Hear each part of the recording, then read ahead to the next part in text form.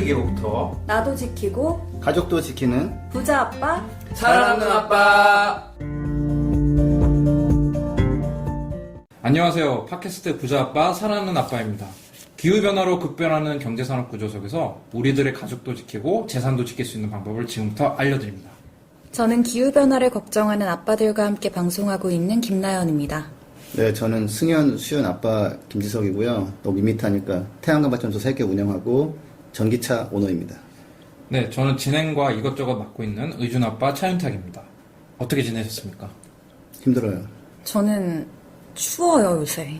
너무. 네, 근황 토크 실패했고요. 저희 팟캐스트를 듣고 아니, 살려는 게 자기 역할 아니야? 제가 좀 아주 왜 불편해가지고. 추울까요? 응. 왜 추울까요, 이준 아버님? 이게 지금 뭔가 흐름을 만들려고 하는데 마음이 추운 거 아닐까요? 저 마음은 따뜻하고요. 네, 갑시다. 네. 그냥 넘어갑시다. 저희 팟캐스트를 듣고 댓글을 남겨준 분들을 소개할 시간입니다.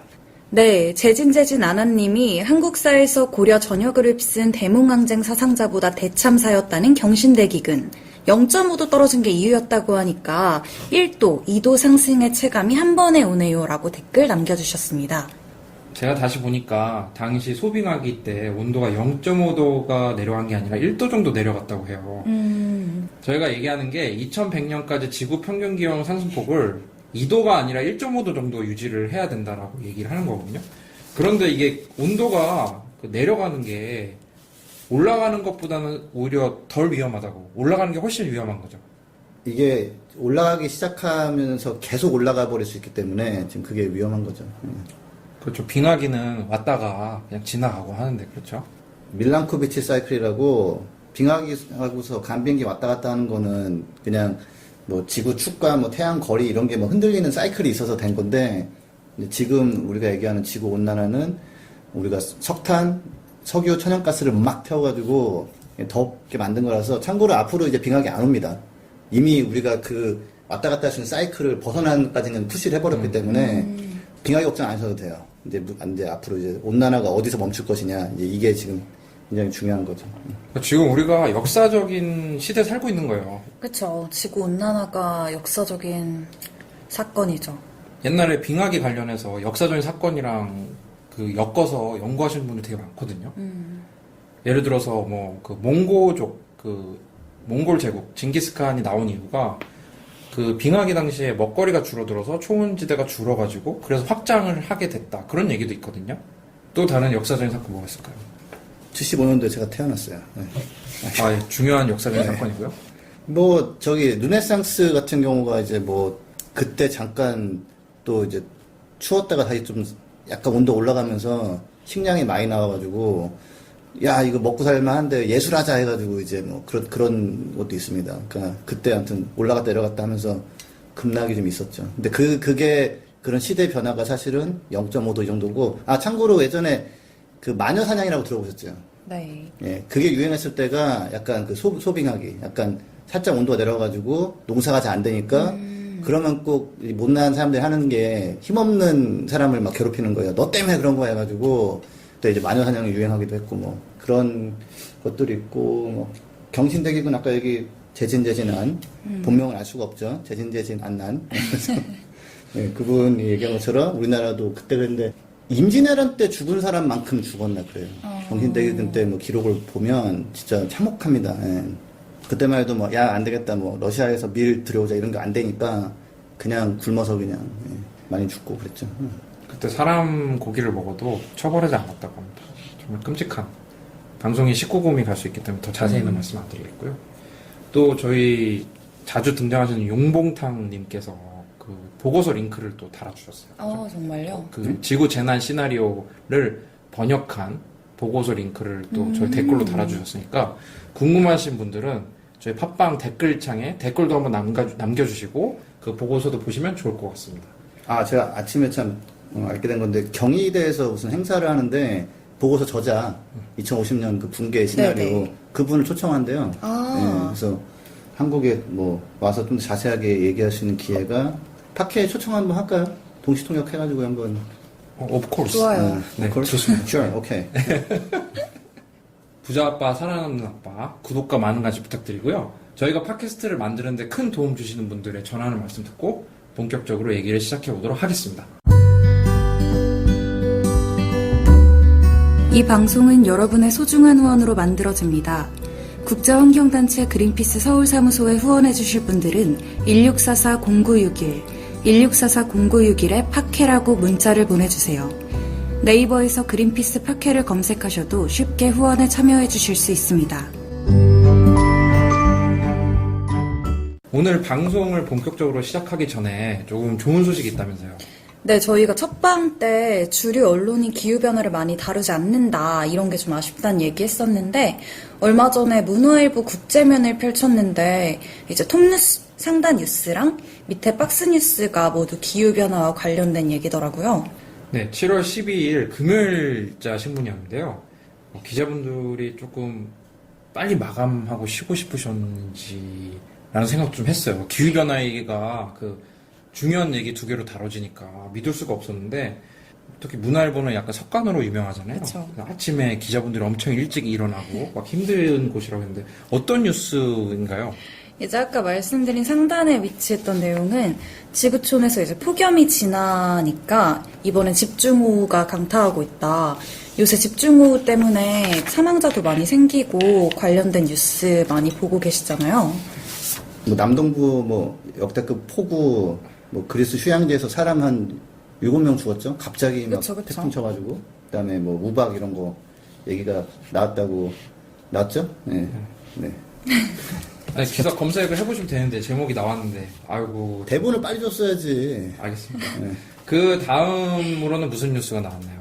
그 다음에는 이제 런던 기후 관련된 뉴스였는데 2050년에는 바르셀로나처럼 기후가 변한다, 이런 기사였어요.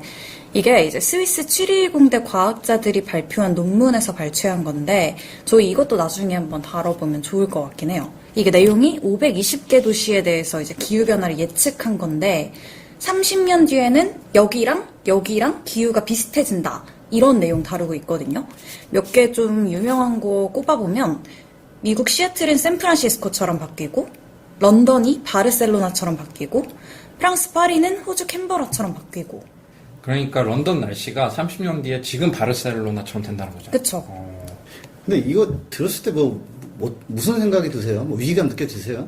위기감이라기보다는 이게 사람들의 생활을 완전히 바꾸죠. 그리고 왜냐면은, 산업구조도 완전히 변할 것 같고. 저 같은 경우는 이제 런던이랑 바르셀로나 운 좋게 둘 다 가봤는데 생활이 다르잖아요. 바르셀로나 사람들은 이 낮잠도 즐겨야 되고, 더우니까 삶을 시작하는 시간이 다르고 저녁을 먹는 시간이 달라지잖아요. 완전히. 저는 사실 이런 구도가 좀 마음에 안 들어요. 왜냐면 바르셀로나도 어떠셨어요? 괜찮았나요? 막 이상했나요? 나빴나요? 어떠셨어요? 너무 좋았죠. 너무 좋았죠. 그러니까 이거가 런던 사람들, 제가 영국 대사관에서 일했잖아요. 영국 사람들 약간 이제 자기들 날씨에 대해서 좀 불만이 있다면 계속 비 온다고. 그래서 화창하면 또 온난화 때문에 이게 심각한데도 일단은 좋아요. 기분은 좋은 거예요. 햇빛 쫙 나고 그러니까. 그래서 이게 스위스 치리 공대 과학자분들 듣고 계시면 좀 더 위기감을 줄 수 있는 식으로 좀 했으면 좋겠다. 이게 약간 부족하다라는 말씀 드리고. 그래서 CNN에서는 사실 어제자 7월 17일자로 제임스 그리피스라는 사람이 기사를 냈는데 제목이 뭐냐면, 또 영화 한번 나와줘야죠. What happens when parts of South Asia become unlivable? The climate crisis is already displacing millions. 그래서 이제 영어 하시는 걸 즐기시네요. 그러니까요. 이제. 예. 그러니까 영어 담당. 네, 그렇게 됐어요. 내가 길들여졌지. 그래서 저 해석해봐요, 빨리 여기 임탁생. 저도 unlivable이 무슨 뜻이죠? 언빌리버블 비슷한 거 아닌가요? 리버블이잖아. unlivable. 언리버블. 네. 살 수가 없을 가능성. 그러니까 살 수가 없는 거죠. 그렇죠. unlivable이니까. 네. 네. 그래서 이미 수백만 명이 기후 위기 때문에 지금 딴 곳 쫓겨나고 있고, 기사 자체가 너무 이제 타이틀이 이거예요. 남아시아 지역에 사람이 못 살게 되면 어떻게 되는 거지? 그런 얘기가 이제 그냥 태연하게 나올 수 있는 상황이 된 거다. 이거 기사를 찾아보시면은 디테일이 막 나오는데, 그 중에 하나 나오는 게 뭐냐면, 이게 경신대기건 이것도 제가 그때 살아보지 않았으니까, 연식이 제가 그 정도는 아니거든요. 그래서 그때에 더워지고 추워지는 거 플러스 강수 패턴이 바뀌었을 거예요. 지금 우리나라도 지금 찬 공기 때문에 장마전선이 못 올라오고 있거든요. 그래서 농민들은 지금 죽어나요. 막 콩 같은 거 막 타들어간다고 저희 고향의 어머니한테 연락드리면 막 그 농촌 쪽에 출신이시고 농촌 분들하고 계속 연락하고 지내시니까 막 큰일이라고 막 하시거든요. 그래서 인도 같은 경우도 지금 장마가 늦게 오는 바람에 폭염이 왔고, 또 하나는 인도가 그래도 약간 버티는 게 지하수로 버티는 거거든요. 예. 그 지하수를 팔 수 있게 되면서 사실은 농업도 그렇고 살 수 없었던 도시가 막 대규모의 인구가 살 수 있게 된 건데, 2020년에 약 21개 도시에, 인도 도시에 지하수가 고갈될 거라고 지금 기사에 나와요. 그 CNN 기사에. 근데 여러분 2050년 그러면 사실 좀 멀잖아요. 2020년은 언제죠? 내년이네요, 내년. 내년이잖아요. 그래서 제가 인도를 아주 잘 아는 건 아니라서 이렇게 도시가 나오는데 조금 들어본 것 같은 하이드라벳? 유명한 도시죠. 네, 거기가 인구가 소박해요. 180만 명. 얼마 안 되네요. 네, 인도 도시에서는 지금 좀 약하죠. 저희 팟캐스트 청취자 숫자랑 비교 비슷하네요. 거기다 곱하기 빼기 좀 하면 나오죠. 이제 네. 나누기 좀 해주면 네, 나오는 네. 거고. 뉴델리 같은 경우도 들어가 있어요. 여기는 인구가 몇 명인지 혹시 아시나요? 한 3천만 명? 2,100만 명. 이게 2020년에 지하수가 고갈될 도시에 2개나 들어가 있어요. 그 외에 또 많아요. 그러니까 이제 인도는 정말 발등에 이제 불이 떨어진 거고, 그다음에 아까 제가 이제 그 인도 같은 경우도 지금 장마가 몬순이라고 하잖아요. 그게 좀 자꾸 늦게 오고 비가 조금씩 덜 온대요 지금. 그런데 그 와중에 이제 지하수가 고갈되니까 굉장히 심각한데, 또 인도 얘기하면 또 약간 멀잖아요. 또 혹시 인도에 뭐 투자해 놓으신거나 뭐 호텔을 사놓으신거나 그런 거 있으세요? 전혀 없습니다. 전혀 없죠. 네, 네. 네, 그럴 것 같았어. 딱 봐도 네, 그래 맞아요. 보이거든요. 그래서 근데 이제 우리나라 상황을 얘기하자면은 제가 혹시 강원도에 혹시 뭐 좋아하는 도시 있으세요? 강원도에 관광하러 가면 어디 가세요, 보통? 저 최근에 다녀온 곳은 속초. 속초.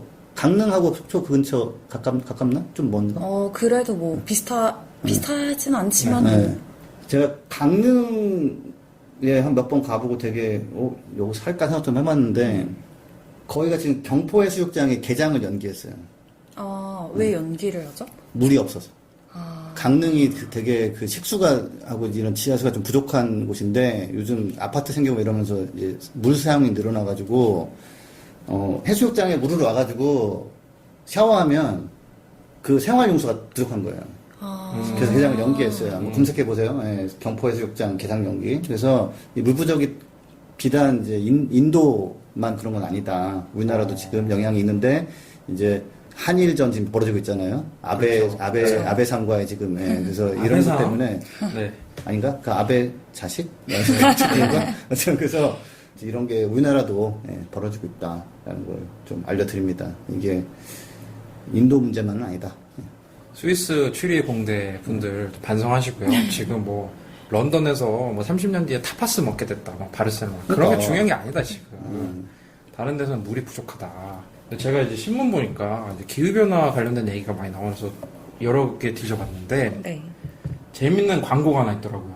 청주 한시 절제 공파에서 임시총회를 소집한 내용인데요. 그 태양광 발전소 법인명으로 종중 임야 이필지를 증여한다고. 그리고 그러니까 이제 그 청주 한시 절제 공파가 갖고 있는 땅이랑 그 다음에 추진 중 발생 업무 처리를 방안한다는 모임을 하신다고 했는데, 그 청주 한시 절제 공파 번성하시기 바랍니다. 저희 회사에도 있죠. 한 명 계시죠. 네. 나연 쌤은 어디 김씨세요? 저는 경주 김씨. 경주 김씨. 이렇게. 어쩐지 센스가 있었어. 무슨 파? 계량금파. 저는 한파. 몰라요. 저는 이제 그건 중요한 게 아니에요. 출신 성분이 중요하지 않은 시대로 돌아왔다고 지금 우리는. 좀 대한민국 국민의 90 몇 %는 양반이에요. 다 양반이죠. 그때 다 양반 샀잖아요. 그쵸. 양반아이즈 됐잖아요. 양반 그쵸? 아닌. 네. 전섭이 양반 출신이 아닌 것 같아. 저도 잘 모르겠어요. 그리고 저는 연한차 씨 문절공파인데 이제 글을 잘 쓰는 조상님이었는데 오늘 대본이 부실해가지고 거의 네. 뭐. 네. 저는 출신은 모르겠고 그냥 돈은 네. 좀 있어요. 이 청조한 씨 절제 공파, 절제를 잘하시는 예. 분이었는지 네네. 그런 분도 지금 태양광에 이렇게 하신다. 네, 여기서 이거 사실은 실패한 컨텐츠인데 이 부분은 네네. 제가 하나는 왜 재단하십니까? 실패. 네. 아이, 나도 살려주세요. 6편 네. 정도 녹음하면 네. 가면 생겨요. 네. 그래서 여기 문중에서 파는 땅을 제가 사가지고 발전소를 만들었거든요. 네, 그래서 네. 요즘 문중에서 문중땅 네. 가지고 있어도 너무 네. 쓸모가 없으니까 공장 용지로 파는 경우도 있고 아. 또 이렇게 태양광 용지를 이렇게 뭐 임대를 하거나 이렇게 네. 파는 경우가 있다. 그래서 이거 들으신 분에서 파실 분은 저한테 연락 주시면은 제가 4호 발전소를 만들고 싶기 때문에 네. 연락 주십시오. 네. 저희 사무소 연락 주시면 네, 지금까지 비영리 단체에서 만드는 팟캐스트였습니다. 네. 지구 온난화 막기 위해서. 네, 알겠습니다. 자, 오늘은 좀 과일 이야기를 좀 해보려고 그래요. 우리 팟캐스트에 자주 등장하는 과일 있죠. 뭐였죠? 그렇죠. 망고. 그쵸. 망고죠. 기후변화가 오면은 망고 싸게 먹어서 좋다. 아니라니까 망고 많이 날 뿐이지 우리가 싸게 먹을 수가 없어. 우리는 필리핀에 한정된 얘기예요. 그래서 제가 이제 어제 이제 출근하면서 이제 저한테 이렇게 벌레 과자 주셨던 분 있잖아요. 네네. 미래 식량이라고. 네. 그분이 자기 텃밭에서 토마토로 길렀다고 이제 한번 드셔보시라고 줬어요. 그래도 뭐 벌레 트라우마가 많이 없어지진 않는데 토마토는 과일이 아닌데 한번 토마토를 떠나서 과일 얘기를 좀 해보려고 그래요. 그래서 어떤 자료를 좀 준비가 됐나요? 네, 저희가 입수한 기후변화에 따른 주요 농산물 주산지 이동 현황 한번 보려고 하는데요. 현재 재배되고 있는 품종과 재배 양식 등 재배 시스템이 그대로 유지된다는 조건 하에 나온 현황입니다. 근데 이게 저는 너무 우리나라의 현황을 좀 보여주는 게 있는 게 여기서 이제 가정한 게 뭐 RCP 8.5 시나리오 해가지고 우리가 온실가스 감축을 뭐 안 할 경우에 그 농산물이 어떻게 이동할 거냐 뭐 이런 거를 이제 뭐 우리나라 국가기관에서 뭐 만든 보고서죠 이거. 네, 농식본부에서 만든 자료고 네. 농촌진흥청에서 준비한 자료인데 네. RCP 관련해서도 한번 설명해 네, 주시죠. 근데 이게 이제 제뭐 해외에서는 제가 뭐 우리나라 연구진들 막 폄하하자는 게 아니라 RCP 8.5 시나리오는 보면은 이제 뭐 온도로 따지면은 뭐 2100년도에 3.2도에서 5.4도 정도 가는 거고 이때 그 CO2 농도는 지금 한 417인데 1000까지 가는 얘기예요. 근데 1000 ppm이면 CO2가 실내에서 노동하는 이런 사람들에 있어서 CO2 중독이 되는 수준이에요. 그러니까 정신을 못 차리고 판단력이 흐려지는 거라서 산업 뭐 그런 그 보건 안전 기준에서 걸리는 기준이거든요. 근데 실외가 이렇게 된다는 거예요. 이럴 때 농업 영향을 분석하라고 그러면 해외 연구진들은 이때는 이렇게 되면 완전 재앙이다. 이건 붕괴 수준이다 이렇게 얘기를 하는데 우리나라에서는 희한하게 그러면은 이렇게 이동해요 하고 이동 지도가 나오는 그런 과일 킬 때가 아니다. 그쵸. 예, 그 자체로 굉장히 이제 도저히 이거는 우리가 말하기가 좀 그래요. 너무 안 좋아서 이런 건데 우리나라에서는 그러면 사과 여기까지 이동하고요. 진짜 그 영화에서 보던 산소 호흡기를 달고 다녀야 되는 그런 시기가 바깥이 오겠네요. 1000ppm이면 환기가 아무래도 안 되는 실내는 1500, 2000 막 간다는 거거든요. 예. 8.5보다 더 안 좋은 시나리오는 없는 없어요. 어. 예. 이게 최악인데, 이제 하나는 이제 우리가 목표하는 게 원래 RCP 2.6이라고, 이 RCP 별로 와닿지 않는 표현인데, 정말, 그러니까 2.6이 상당히 나쁨. 호주에서 나온 그 보고서에서는 2.6에서도 거의 붕괴로 갈 수 있다, 이런 수준이고. 8.5는 뭐 얘기할 예. 필요가 없겠네요. 4.5는 제가 조금 이렇게 나름대로 온건한 표현 하자면 개 나쁨. 예. 그 다음에 RCP 8.5는 나 싫어. 말하기 싫음. 난 상상하기 싫음. 뭐 이건데 우리나라는 이때 똑같은 조건에서 어디로 주산지가 이동할까 이러고 있으니 조금 아까 스위스 제가 7위 공대도 저는 가리지 않고 이렇게 좀 이렇게 피드백을 드리는 스타일이라서 농업진흥청은 다시 한번 좀 이거를 연구해 보실 필요가 있다. 그분들은 굉장히 부정적인 사람들일까요? 긍정적인 사람들일까요? 8.5로 이제 그 주산지가 옮긴다는 거를 약간 한번, 네. 텀블러에 물이 반 남았을 때 반이나 남았네 하시는. 좀 긍정적인 분들이 제가 봤을 때 한 10% 남았는데 물씨가 있으니 이거 잘 키우면은 뭐 이런 분인 것 같아요. 그래서 8.5는 정말 폭망하는 시나리오입니다. 그래서 RCP 8.5라는 거는 폭망 시나리오인데 우리나라에서는 그걸 기준으로 주산지 이동을 이제 한번 보고서를 내신 거죠.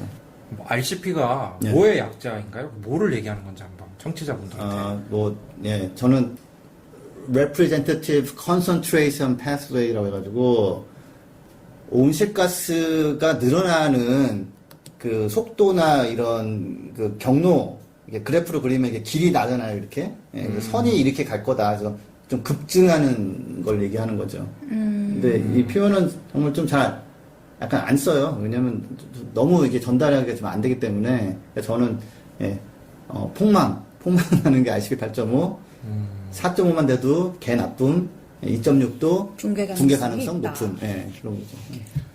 그러니까 온도가 높아지면은 온실가스 농도가 이제 짙어진다는 거죠, 그죠? 그쵸. 뭐 우리나라는 이 기온 상승 현황이 어떤가요? 이제 여기 자료를 보면 우리나라는 지난 30년, 이제 1981년부터 2010년까지를 기준으로 봤을 때 연대별 기온 상승이 1.22도예요.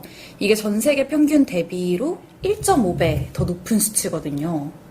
절대 늦다고 할 수는 없죠. 절대 늦지 않아요. 예, 빠른 편에 들어갑니다. 어느 지역이 연평균 기온 증가도가 좀 높나요?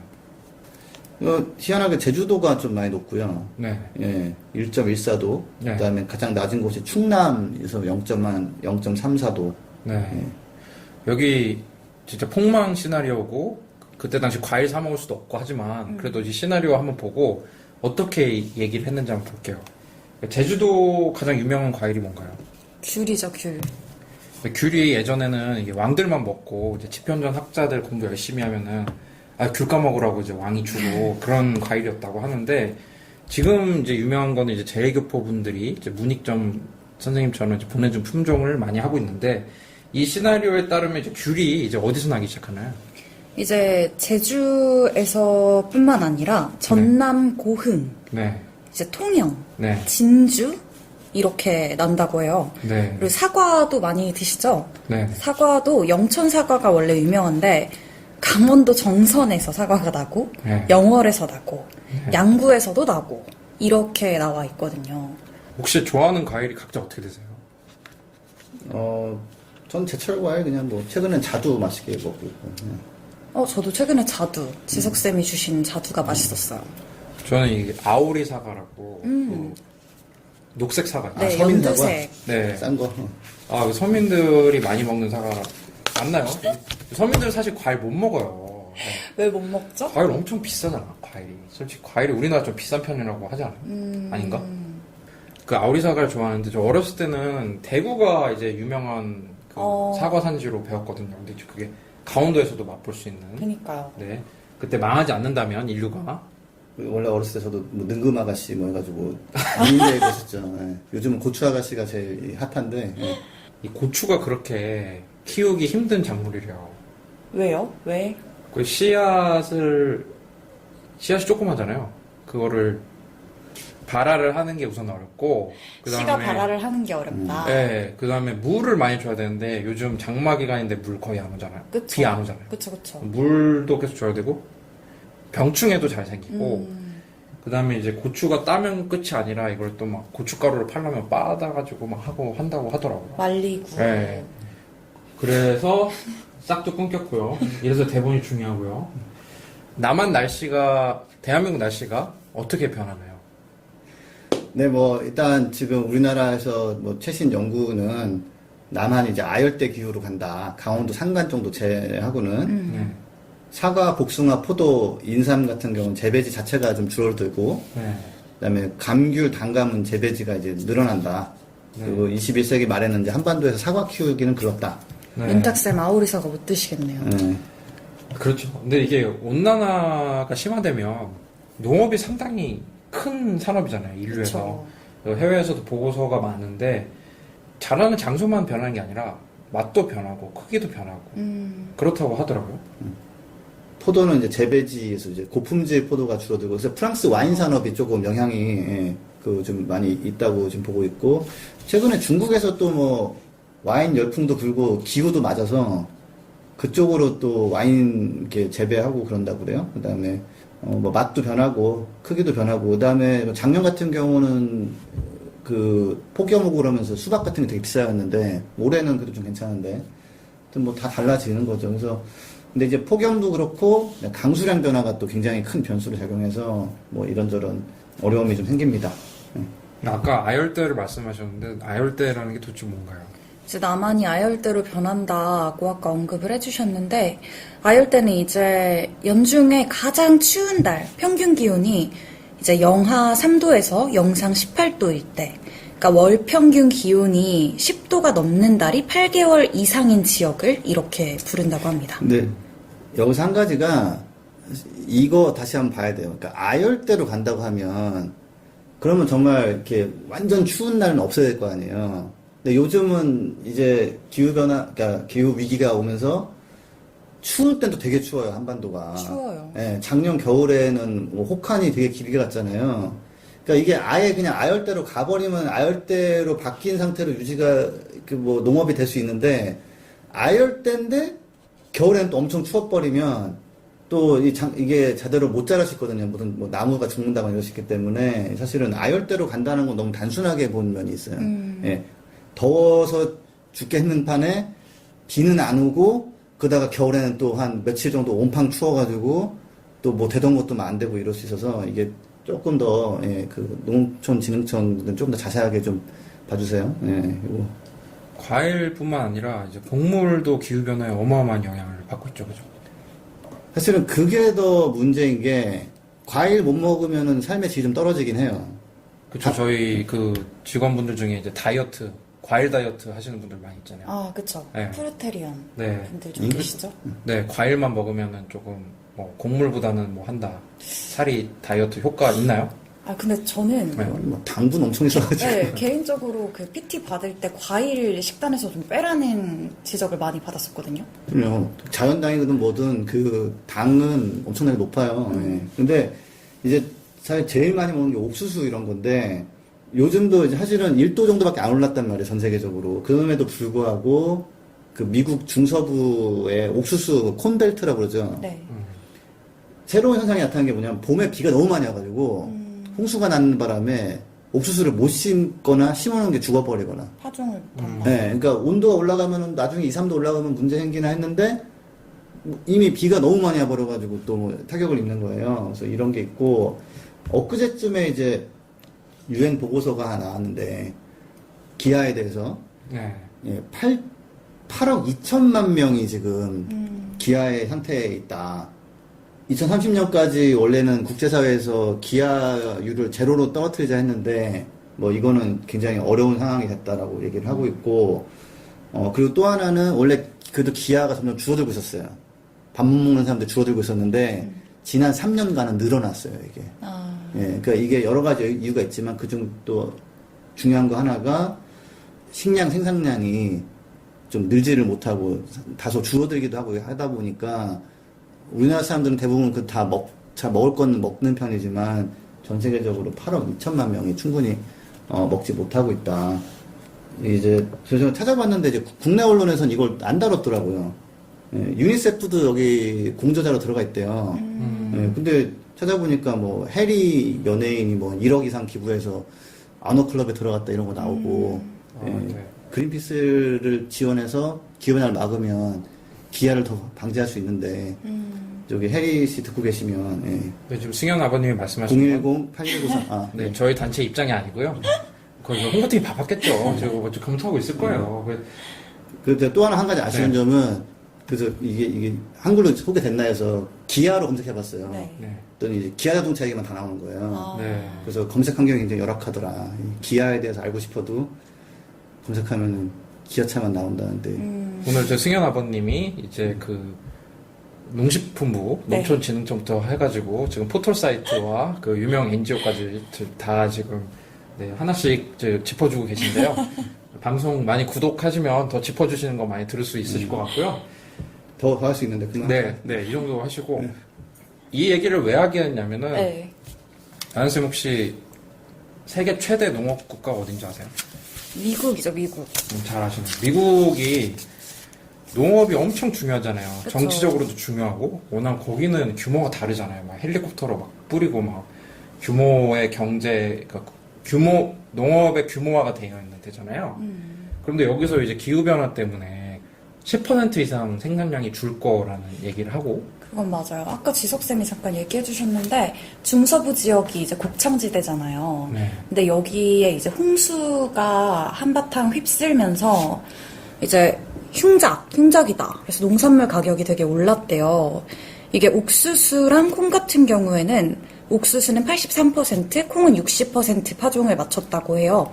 근데 이게 2018년까지 5년 동안 평균치가 옥수수는 거의 100에 가까운 99%, 그리고 콩도 88%였는데 이렇게 83, 60%로 파종 비율이 떨어졌다. 그러니까 이런 상황이니까 이제 정치인들이 농업 쪽에서 표가 많이 나오잖아요. 그쵸. 그래서 이 신경을 안 쓸 수가 없는 상황인데 이게 뭐 미국만 아니죠. 다른 나라에서도 이제 농업인들이 많은 어려움을 갖고 있다고. 예, 이게 이제 기후의 직격탄을 맞으니까 그래서 인도 같은 경우 아까 말씀드렸지만은 물이 부족하고 너무 폭염이 심하니까 사실 농민들이 자살을 많이 합니다. 이게 예, 도저히 감당이 안 되고 뭐 빚도 좀 있고 하니까 그냥 뭐 목매고 자살하는 경우, 뭐 특히 뭐 마른 우물에 그렇게 목매고 자살하는 경우도 있고 그리고 뭐 상황이 조금 덜 나쁘긴 한데 호주 같은 경우도 그 목장 주인이 자살하는 경우가 좀 있었어요. 가뭄이 너무 심하니까 소들이 그냥 뭐 픽픽 쓰러져 죽고 죽어가는 소를 쏴 죽이고 자기도 그냥 자살을 하는 경우가 있었는데 너무 안타깝죠. 그쵸. 네, 진짜 혹시 이 방송 들으시는 분 중에 저 우울 증세가 있거나 이런 분들은 꼭 지인들한테 얘기를 하고 극단적 선택하지 않으셨으면 좋겠고, 농사를 했는데 수확을 못하면 이 사람도 수익에 직결되는 거잖아요. 저 생업일 텐데. 네, 그리고 혹시 나연쌤은 혹시 선물시장이라고 들어보셨나요? 네, 이거 선물시장, 이제 현물시장에 대비되는 개념 아닌가요? 그러니까 미래의 어떤 시점에 내가 이 사람이랑 어떤 트레이드가 있을 거다, 이걸 약속을 하고 가는 거죠. 네, 우리나라에서도 이제 주식보다도 이제 더 큰 대박을 노리시는 분들이 선물 많이 하시죠. 이거 진짜 위험한 건데 네. 영어로는 퓨처죠. 퓨처 네, 마켓. 퓨처 마켓, 네. 근데 우리나라가 한 전 세계에서 이거 선물 투자하는 사람이 1등인가 2등인가 그렇대요. 그 정도. 되게 위험해서 해외에서는 이제 전문적인 투자자만 이거 건드리는데 우리나라에서는 야 뭐 외환 선물이 좋대 그런 막 그냥 그런 사람들이 많대요. 예. 혹시 해보셨어요? 아니 저는 저는 그 뭐 할 종잣돈도 없는 상태인데요. 그런 거죠. 이제 그러니까 미래에 금값이 오를 것이라고 생각하면 금을 미리 이 가격에 미리 사놓고 나중에 이제 싸게 샀으면 대박이 난 거고, 아니면은 이제 말씀하신 대로 폭망하는 건데, 그 곡물이 선물 시장이 유명하잖아요. 왜냐면 이 우리가 먹기도 하지만 곡물이 사료에도 많이 쓰이고, 그쵸. 뭐 과자나 이런 원재료를 하니까 이제 그래서 생산 담당하시는 분들은 이거를 미리 싸게 사놓으면 이윤이 많이 남으니까. 근데 선물 시장이 점점 예측이 정말 힘들어지고 있다고 해요. 이 지구 온난화 때문에. 3대 가장 중요한 곡물이 이제 그 대두, 콩, 그다음에 옥수수, 소맥이 뭐죠 근데? 소맥은 이제 그 소맥 네. 말아먹는 네. 그게 아니라 이제 밀이에요, 밀? 그렇죠, 밀. 네. 밀이라고 쓰지 그럼 왜 대부분 소맥이라는 거? 그런 이런 소맥 이런 얘기를 노린 거죠. 그런 장치로 쓴 우리가 거고요. 좀 이렇게 안다. 네, 그렇죠. 이제 근데 이제 밀의 여러 종류가 있는데 이제 소맥이라는 이제 종자죠. 네.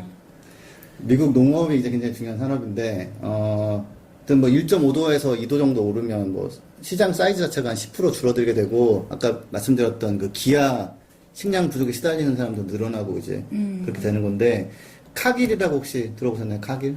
저 들어봤죠. 특히 이제 세계 4대 곡물 메이저라고 그 전 세계 4개 회사가 있습니다. 지금 3개로 줄었나 그런데 이 전 세계 곡물들을 다 트레이드하는 큰 손, 또 되게 흥미로운 얘기가 많아요.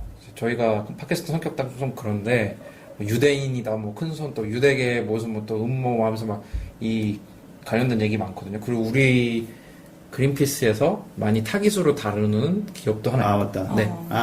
네슬레? 아니죠. 아니? 몬산토. 몬산토. 네. 네슬레가 타겟이었던 적은 많죠. 네슬레 타겟이죠. 네. 근데 곡물 메이저는 아니고. 2014년도에 그 카길 회장이 기후변화 막자는 모임에 적극 참여한 바가 있어요. 네, 이때 이 제목이 이제 리스크 비즈니스라고 미국 전 재무부 장관이 이게 주도해가지고 했었는데, 이제 그래서 카길 사이트에 가시면 이게 올라와 있어요. 중서부에 그 기후변화가 미치는, 농업에 미치는 영향 해가지고, 예, 나와 있는데, 그러니까 이미, 그러니까 그런 대형 곡물회사 같은 경우는 그걸 좀, 대비를. 예, 감지를 한 거죠. 그래서 선물 거래한 사람이야 가격 잘 찍어가지고 돈 벌면 되지만, 실제로 곡물을 이제 거래되는 데서는 이 곡물 자체가 줄어들어 버리면 골치 아프단 말이죠. 참고로 카길은 인공위성이 있어서 자기들이 막 계속 관찰하고 막 이러고 있어요. 자체 인공위성도 있고. 예. 어마어마한 사이즈 회사죠. 지금까지 본 게 시장 사이즈는 줄어드는데 문제는 더 먹는 사람 더 늘어난다는 거잖아요. 그쵸. 아까 기아 얘기도 했지만 중국 같은 경우도 이제 경제 개발하면서 점점 곡물 소비량이 늘어나고 아프리카 얘기를 아까 하셨잖아요. 기아 얘기. 이제 곡물 업체들은 봤을 때 2050년까지 그 사하라 이남 아프리카에서 그 곡물 수요량이 늘어날 텐데 이거를 대비할 수 있느냐 이런 얘기를 지금 하고 있는 상황입니다. 사실 앞으로 이제 구호단체들 있잖아요. 기아 뭐 이런 거 대책 이런 데서는 같은 돈으로 예전만큼 많은 사람을 구하기가 어려워요. 곡물값이 이제 올라갈 거니까 더 좀 안 좋은 시나리오. 아까 RCP 8.5 얘기했는데 글로 가면 사실 곡물도 없죠. 예, 남의 나라에 뭐 그 가난하고 불쌍하고 굶어 죽는 사람들을 위해서 보낼 곡물이 과연 있을 것인가. 제가 이제 읽었던 그 기후 대전이라는 책이 있는데 2009년도에 나온 거고 군사 역사학자가 쓴 건데 이 사람이 쓴 시나리오에서는 정말 RCP 8.5로 가면 그때는 이제 국경 폐쇄해버리고 사람들이 뭐 굶어 죽어서 건너오려고 하는데 그냥 받아줄 수가 없는 예, 그런 식으로 갈 수 있는데 안 그러겠지라는 희망이 섞여 있었는데 요즘은 약간 분위기는 뭐 갈 수도 있는 상황으로 자꾸 좀 가는 게 있습니다. 10년이 지났는데 책 나오고 거기서 좀 안 좋은 시나리오 쪽으로 지금 가고 있네요. 예. 너무 슬프네요. 이게 배고픈 사람 도와주는 시대가 낭만적인 시대가 되는 거잖아요. 그때 되면.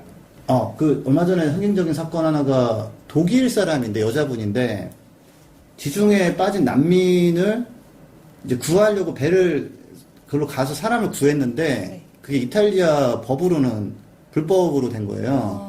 그 이탈리아 거인 가서 법정에 갔었는데 다행히 판사는 이 선장은 뭐 정부 그 해경이나 이런 사람의 지시를 어겼지만 할 일을 했다 해가지고 다행히 무죄가 나왔어요.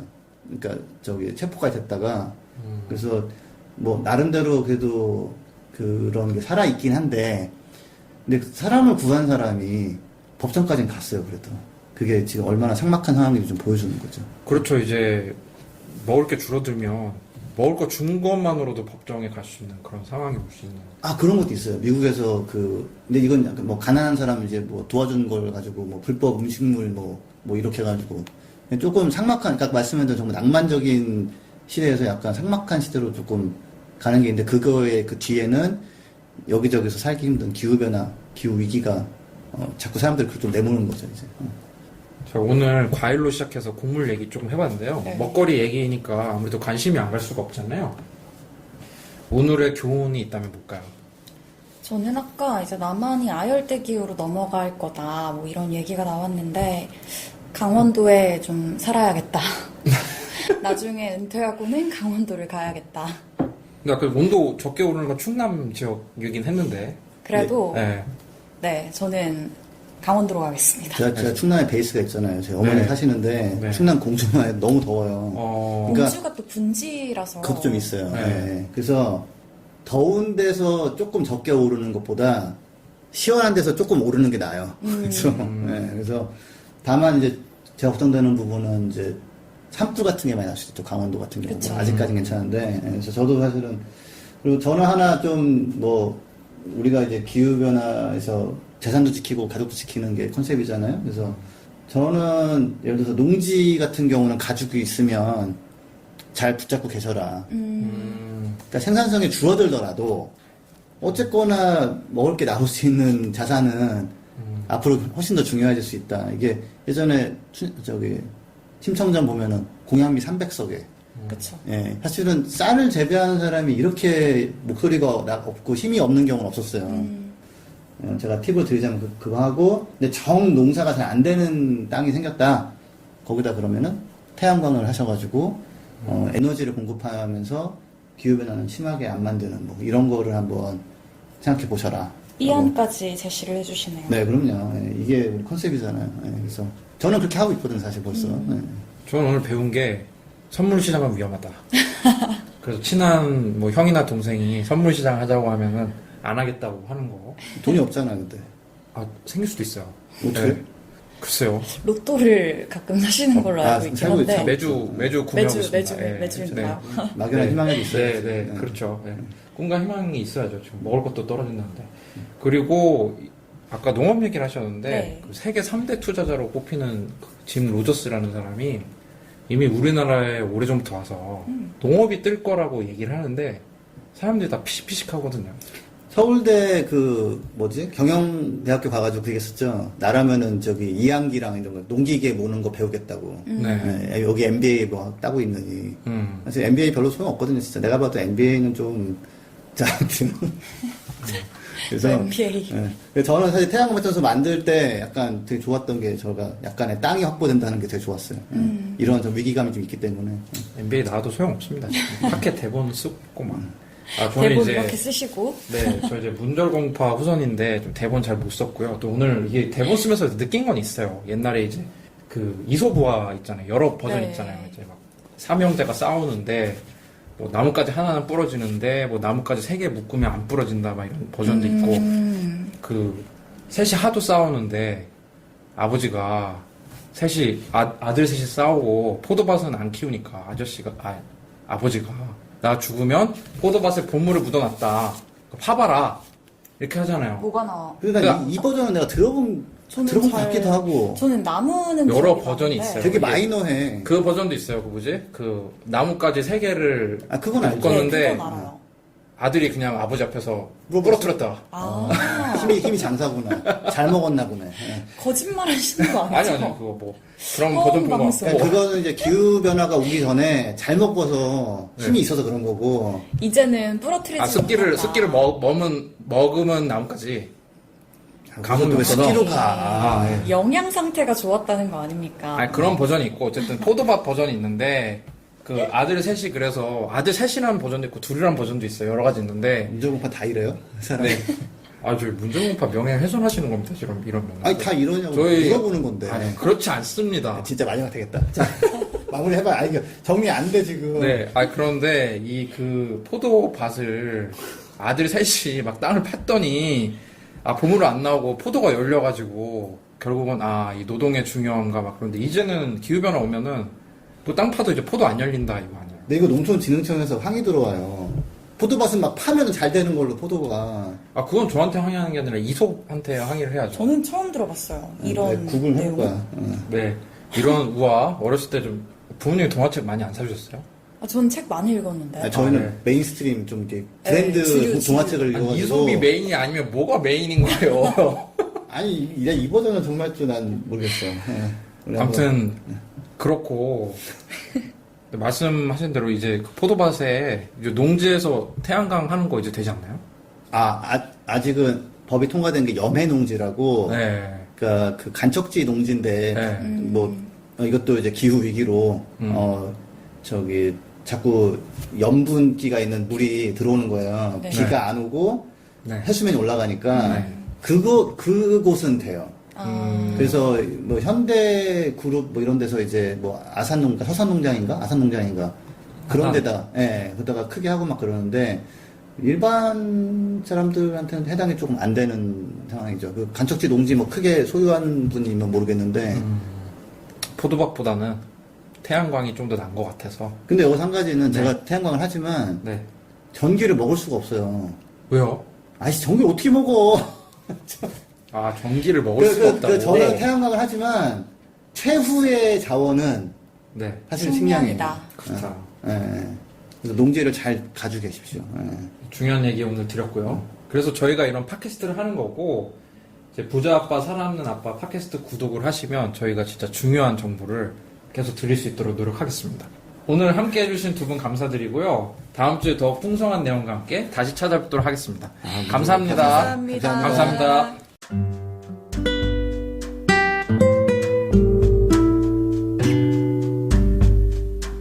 부자 아빠 살아남는 아빠는 애플 팟캐스트, 구글 팟캐스트, 팟빵, 파티, 앵커, 스포티파이 등을 통해서 들으실 수 있습니다. 방송에 대한 의견이나 참여를 원하시는 분들은 gkr@greenpeace.org로 메일을 보내주시면 저희가 정기적으로 확인하도록 하겠습니다. 부자 아빠 살아남는 아빠